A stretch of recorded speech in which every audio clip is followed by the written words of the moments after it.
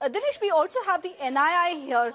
We have the NII at 2390 crore. Now we are calculating the NII just with the result of an income from operations less the interest expenses. We're getting an NII of 2390 crore versus a 2171 crore, which seems to be again pretty much in line with what we were working at. It seems to be a growth of again 10% coming in terms of the NII numbers. What do you make of the NII numbers as well, Dinesh? Yeah, so the initial NI numbers again look to be not very different from what we estimated. It's like 13-14% kind of growth.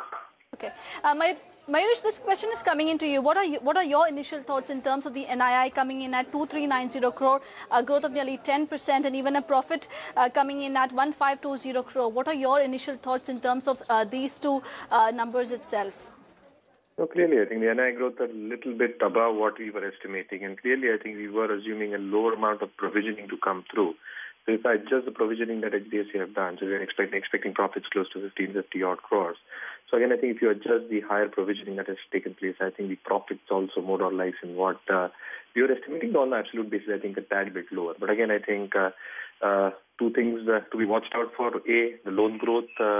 What happens with corporate loans, and B, I think what kind of spreads and margins we are looking at. But more or less, I think it should be in the 2.3 for spreads, and the margins should be around the 3.8, 3.9 kind of a mark.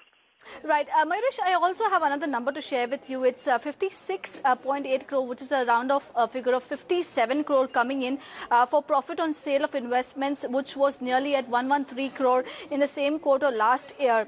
This is nearly half of what we had seen in the same quarter last year. Is this on expected lines itself? And overall, do you think that it doesn't really materially impact the core operating performance of HDFC Limited? Well, absolutely. I think the income from sale of investments was expected to reduce by the figure that you're probably talking about. And yes, I think operationally, I think the performance has been very much in line with what a lot of sale of loans. So on balance sheet growth in the loan book stands at 13%.